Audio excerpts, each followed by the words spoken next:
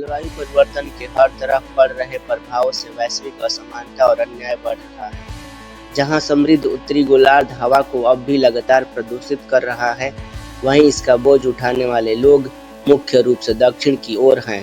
ज्यादातर भूमध्य रेखा के आसपास इंडोनेशिया जैसे देशों में हिंद महासागर के किनारे स्थित इस छोटे से गांव को पेटाई बहांगिया कहा जाता है। समुद्र के बढ़ते स्तर और मूसलाधार बारिश ने इस खुशहाल समुद्र तट को पानी में डुबो दिया है। यह हाल सूखे मौसम के दौरान है। यहाँ के आधे से ज़्यादा बच्चों को स्कूल से निकाल लिया गया है। माता पिता का कहना है कि नमी और बदबू वाली कक्षाएं उन्हें मंजूर नहीं।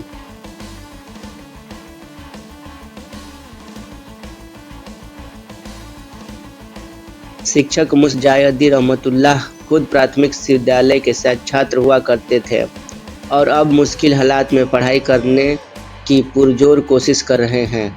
वह हमें बताते हैं कि 2013 में पहली बार उनकी कक्षा में पानी भर था। यहाँ हम सभी के लिए यह एक बड़ी मुश्किल है। हमें अक्सर विद्यार्थियों को घर भेजना पड़ता है क्योंकि जब ज्वार आता है तो उनकी टांगों तक पानी भर जाता है। कक्षाएं लगातार चला पाना असंभव है, जिससे शिक्षकों के सामने पाठ्यक्रम खत्म करने की मुश्किल आ जाती है। यहाँ शिक्षकों का मानना है कि 5 या 6 साल में पूरा स्कूल डूब जाएगा, फिर यहाँ कोई नहीं बचेगा।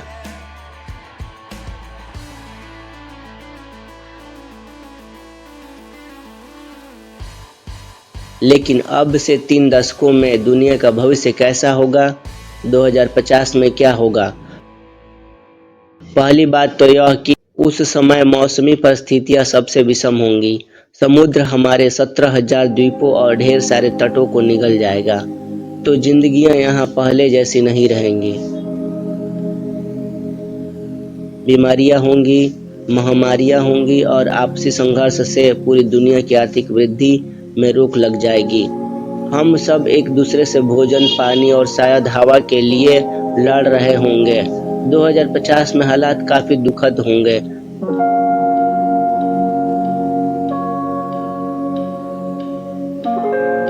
जैसे जैसे अपनी मातृभूमि में रहना असंभव होता जाएगा, लोग सिर्फ जिंदा रहने के लिए उन्हें छोड़कर चले जाएंगे।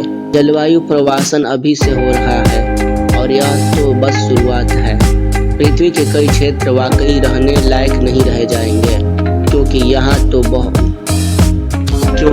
तो वहाँ बहुत गर्मी होगी, या बाढ़ आ रही होगी, या मिट्टी खेती लायक नहीं बचेगी। आज हम प्रवास करने वाले लाखों करोड़ों लोगों की बात करते हुए संघर्ष कर रहे हैं। कल हम ऐसे ही अरबों लोगों की बात कर रहे होंगे। इस सदी के मध्य तक करोड़ों लोगों के विस्थापित हो जाने की आशंका है। युद्ध, संघर्ष या उत्पीड़न के कारण नहीं, बल्कि जलवायु के कारण लगता है मानो दुनिया बेहद चिंताजनक भविष्य की ओर बढ़ रही है। ऐसा सिर्फ अलास्का और रूस में ही नहीं होगा, जहां हमें परमाफ्रॉस्ट के पिघलने और मिट्टी के बहने के बाद की तैयारी करनी है। यूरोपीय आल्प्स में भी काफी प्रभावित है। टेक्निकल यूनिवर्सिटी म्यूनिख के परमाफ्रॉस्ट विशेषज्ञ मिसाइल क्राउब्लाटर ने एक शोध परियोजना के लिए वैज्ञानिकों की टीम इकट्ठा की। आज वह एक रोचक जगह का निरीक्षण करने के लिए उड़ान भर रहे हैं। ऑस्ट्रिया और जर्मनी की सीमा पर स्थित ओकोफोगेल पर्वत पर चुना गया लैंडिंग स्थल इतना छोटा है कि हेलीकॉप्टर ठीक से नीचे उतर नहीं सकता। शिखर के ठीक बगल में एक दरार है जो 2014 के बाद से तेजी से चौड़ी होती जा रही है। इससे चट्टानों के गिरने का खतरा बढ़ गया है। ऊपर से देखने पर पता चलता है कि खतरा कितना बड़ा है। कई लाख टन चट्टानें किसी भी वक्त घाटी में गिरने के कगार पर हैं।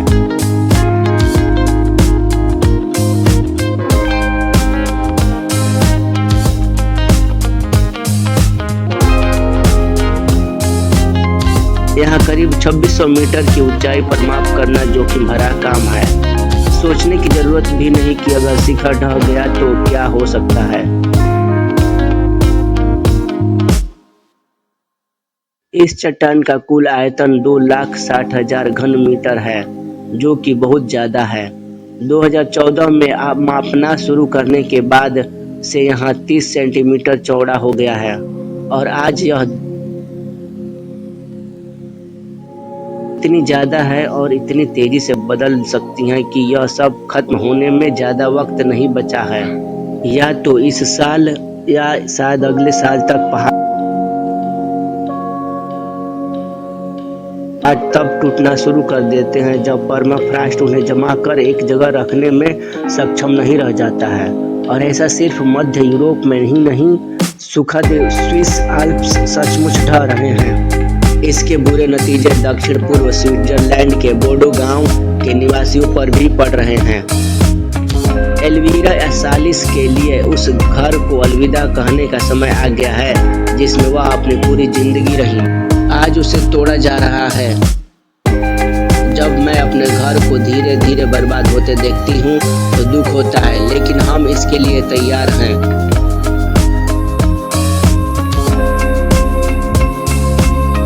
2017 की गर्मियों में पीज चेंगालो पर्वत पर शुरू हुए एक बड़े भूस्खलन के कारण 30 लाख क्यूबिक मीटर चट्टानें घाटी में गिर गई। मुझे अचानक तेजी शोर सुनाई दिया और जैसे ही मैंने पहाड़ की ओर देखा, मैंने चट्टान के इन बड़े टुकड़ों को नीचे गिरते देखा। यह लावा जैसा लग रहा था क्योंकि बहुत धीमी हो रहा था और शांत था, सिर्फ बर्फ, पानी और मिट्टी। यह फुटेज एक बढ़ई की दुकान के सिक्योरिटी कैमरे में रिकॉर्ड हुई। भूस्खलन में 18 हाइकरों की मौत हो गई और गांव आंशिक रूप से बर्बाद हो गया। जलवायु परिवर्तन से पैदा हुई और आपदा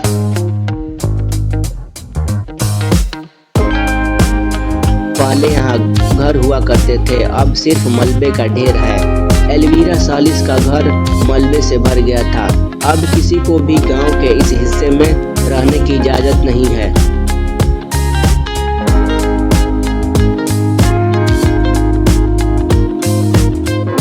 एल्वीरा सालिस को आपदा के बाद अपना गांव छोड़ना पड़ा। तब से वह अपने बेटे के साथ पड़ोसी गांव में रह रही हैं।